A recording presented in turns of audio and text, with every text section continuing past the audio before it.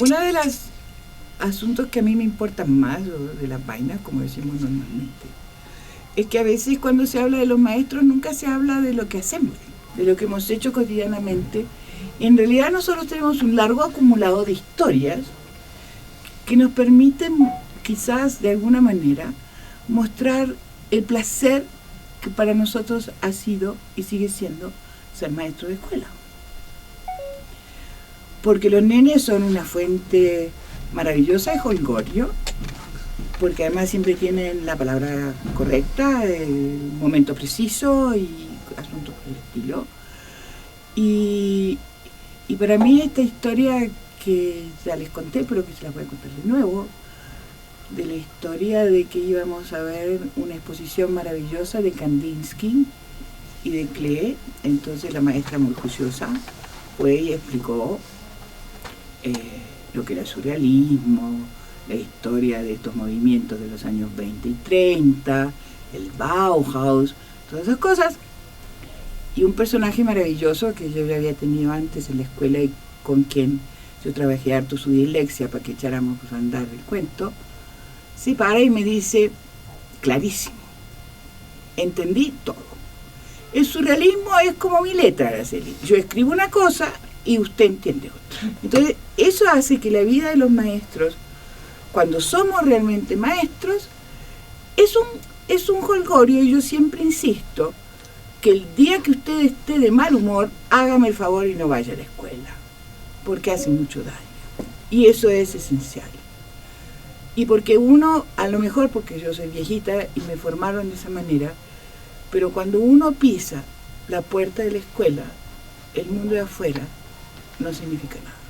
Y todos los problemas que uno puede tener desde el punto de vista personal no existen. Y para mí eso es esencial. Entonces, esto por supuesto no tiene nada que ver con algunas frases célebres que uno encuentra en los documentos nacionales. Como por ejemplo, porque yo no le puedo llamar pedagogía a esos cuentos. Eso se llama vida. No se llama pedagogía. Entonces, cuando a mí me dicen una Ley General de Educación de Colombia, Ley 115 ella, y en todos los decretos que vinieron después sobre las normales, que la pedagogía es la disciplina fundante del hacer del maestro, me parece una equivocación, por decirlo elegantemente. Un error garrafal, tanto desde el punto de vista de las disciplinas académicas que conforman el quehacer de los maestros, como desde el pensamiento de sentido común ahora. Y todo se debe porque nadie se ha preocupado de entender que la pedagogía tiene traducciones distintas según el contexto cultural de donde se habla, y dan por sentado que la pedagogía quiere decir una sola cosa desde el supuesto contexto cultural del que se habla, que además ni siquiera son capaces de leer la lengua original en la que se escribe. La pedagogía no es la disciplina fundante de nada, y menos del oficio de maestro, porque los oficios, las profesiones no tienen disciplinas fundantes, porque la praxis del enseñar es extremadamente compleja y no incluye solo la pedagogía a veces ni siquiera tiene que ver en el asunto, porque la pedagogía no tiene que ver con el enseñar. La pedagogía tiene que ver con los procesos de apropiación cultural, que no necesariamente pasan por el enseñar. Entonces, cuando uno dice esas cosas, está sacándole el 99% al oficio de maestro, porque el oficio de maestro, la praxis del enseñar, esa praxis del enseñar tiene que ver con la psicología, la historia, la sociología, la biología, la demografía, o sea, el listado con el conocimiento general. Entonces, uno de los retos más importantes que existen para las escuelas normales es la formación de los maestros en términos teóricos, que no puede estar reducido solamente a ciertas asignaturas elementales. Y a mí eso sí que me preocupa muchísimo. Lo otro que me preocupa es el tema de que todos tenemos que ser críticos. Está de moda ser crítico. Yo tuve el privilegio, que es un privilegio muy grande, en este país colombiano que yo amo profundamente, de ir a un seminario con Guillermo Hoyos, que todavía era SJ, después dejó de ser SJ, sobre la Escuela de Frankfurt. Porque además yo fui muy contenta porque mi profesora de pedagogía Cuando yo me formé como maestra en el Uruguay en los años 60, me hizo leer a Marcuse, a Adorno y a Horkheimer. Estamos hablando de tiempos lejanos. Entonces, el seminario de Guillo fue realmente espectacular porque además me sirvió para completar una cosa y encontrarme con un señor que se llama Habermas. Y yo aprendí a leer a Habermas con Guillermo Hoyos. Ya había pasado por Benjamin, porque era un tipo que siempre me había creído simpático por lo estrafalario, pero la crítica y el concepto de crítica no es propiedad de la teoría crítica y no es propiedad del marxismo. La crítica es un concepto que viene de Grecia y tiene que ver con la medicina. Porque la crítica, cuando se habla del estado crítico de un enfermo, ¿sí? Entonces son ellos los que inventaron la cuestión. Es decir, la crítica viene de crisis, que es la palabra griega correcta de los médicos griegos. Y la crisis es, la crítica lo que hace es poder indagar sobre los elementos que están presentes en la crisis. Entonces, lo importante del concepto de crítica es que desde el inicio de las palabras griegas, de la palabra griega, es que exige un distanciamiento. Y el proceso de distanciamiento, que es lo más complejo, porque está fundado sobre el ser y el deber ser. Y sobre el yo y el no yo fundamentalmente. Porque sin yo y no yo, y esto es uno de los grandes aportes de la filosofía romántica alemana de fines del siglo XVIII, en Jena, que es Fichte.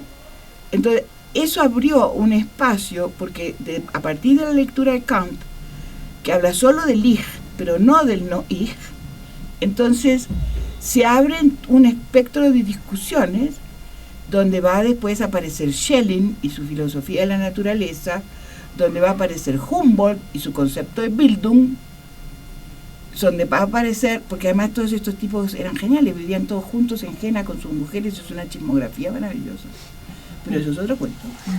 Y donde el último que llega es Hegel, antes de que Napoleón destruya Jena. Y la fenomenología del espíritu de Hegel está escrita en Jena, contra la filosofía natural de Schelling. Entonces, todo eso hace que cuando se habla de crítica, no es un calificativo, adjetivo calificativo que se puede usar arbitrariamente, sino de entender este proceso de distanciamiento, este proceso de objetivación, y además que en el mundo de la crítica, cuando yo hablo de pensamiento crítico, es un pensamiento que se construye desde la primera infancia. No es algo que nace leyendo a Marx, para decirlo así gloriosamente. A lo mejor leyendo a Hegel sí puede aparecer, pero no a Marx, porque Marx se copió de Hegel. Entonces, eso, el no contemplar y no tener en cuenta la historicidad de los conceptos produce muchas confusiones. Y eso es una situación muy grave. Es lo mismo que cuando hablan de la educación popular y dicen más o menos que Freire o Simón Rodríguez inventaron la educación popular. Qué pena con ustedes, queridos, pero la educación popular es una propuesta de Condorcet a la Convención en 1796. Porque en la Revolución Francesa, para formar al pueblo, tenían un problema súper serio, que era el analfabetismo de adultos, que no es un tema menor. Entonces, y además porque ahí aparecieron las escuelas normales. Las escuelas normales tienen una preciosa historia, las nuestras, que son escuelas normales prusianas, que los franceses tradujeron del alemán y que formaron sus primeras escuelas normales primarias. Y nosotros los trajimos por un lado a los alemanes y por otro lado pasó por Estados Unidos. Y ahora es MAN, es la idea de las escuelas normales. Las escuelas normales han sido siempre instituciones autónomas, sin ningún tutelaje de ninguna especie. Aun cuando eran escuelas secundarias, como cuando yo hice el trabajo en la normal de Tunja, eran autónomas. El problema fue que le sacaron la potestad de dar el título de maestro para transformarse en bachilleres pedagógicos, lo cual es bastante aberrante. Y de ahí para adelante la caída fue pesada, porque todo el mundo se creyó con derechos a hablar de algo que en realidad no conocían mucho. Entonces, cuando hoy en día estamos en una situación súper compleja, porque las escuelas normales desde la ley 115 están bajo el tutelaje de las universidades, en este país borbónico donde creen que la universidad es la única que puede dar títulos profesionales, y eso no es así. Basta que miren la historia de algunos otros países como Francia, Estados Unidos, ya que les interesa tanto el mundo exterior, incluso Alemania, y que entiendan de una vez por todas que las escuelas normales hoy en día, y debido a las condiciones socioeconómicas, culturales en las cuales nosotros vivimos, y que no podemos largar maestros a los 16, 17, 18 años a un mundo bastante más complejo que hace 50, 60 o 70 años, donde era posible que se saliera después del bachillerato como maestros, de los años de enseñanza secundaria como maestros. Hoy en día yo creo que eso dificulta mucho la posibilidad de ser buen maestro, porque las condiciones sociales, culturales y económicas de la praxis del oficio es muy complicada, del oficio de enseñar. Entonces, mi propuesta, les guste a quien les guste y a quien no le gusta peor, es que las escuelas normales tienen que ser autónomas, tienen que ser parte del tercer ciclo del sistema educativo, tienen que otorgar título de maestro, que es el título profesional que nos corresponde a todos, y no podemos seguir jugando a que para tener un título profesional tenemos que pasar por la universidad. A una universidad que nos da un título que no es profesional, porque dice que somos licenciados. Y los licenciados no son profesionales, sino que es un grado anterior a la maestría y al doctorado. Pero el ser licenciado no es profesión. Entonces yo creo que sería bueno que alguna vez las autoridades se tomaran el trabajo de indagar sobre la etimología de las palabras que usan para no seguir asignándole significados que les son impropios. Y mi propuesta es realmente transformar las escuelas normales colombianas en instituciones de tercer ciclo autónomas y que otorgan el título de maestro a partir de una formación centrada en la práctica de la enseñanza. ¿Estamos?